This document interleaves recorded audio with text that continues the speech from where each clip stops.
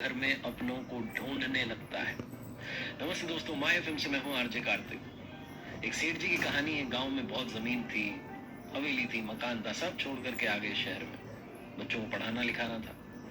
बच्चों की पढ़ाई पूरी हुई, उसके बाद में जॉब करने लगे।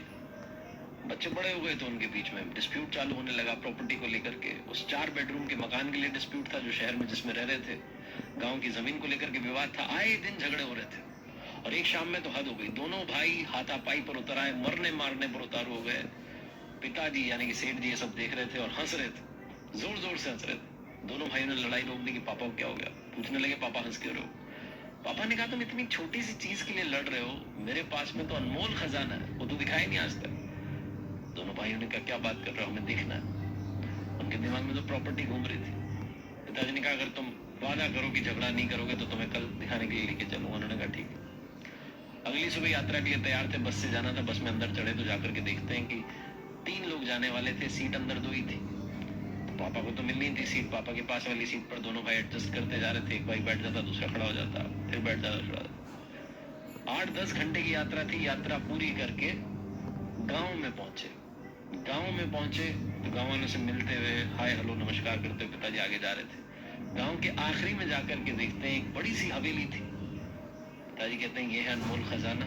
और ये बोलते बोलते रोने लगे। देखते हैं क्या उग गई, झाड़ियां उग गई हैं, खंडर हो चुकी है हवेली, कबूतरों के घोंसले बने हुए हैं। पिताजी रोते चले जा रहे हैं। दोनों भाई ने कहा, पापा क्या हो गया?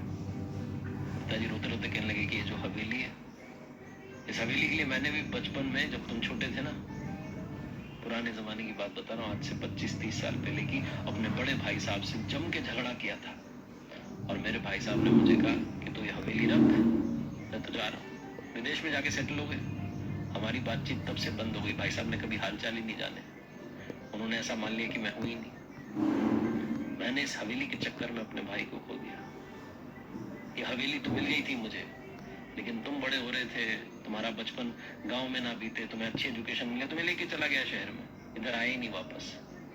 आज यहाँ कबूतरों के घोंसले बने हो। एक बात बताओ, जिस बस में हम आए, जिस सीट पर तुम बैठे, क्या वो हमें हमेशा के लिए मिल सकती है? दोनों भाई हंसने लगे। क्या बात कर रहे हो पापा, बस की सीट कभी किसी को परमानेंट मिलती है? बस में तो सवारियां बदलती जाती हैं, बस तो चलती रहती है, यात्रा आनंद है उसकी। तो जब तक बस रहेगी सही हालत में चलती रहेगी। पिताजी ने कहा, क्या तुम उस सीट के लिए झगड़ा कर सकते हो?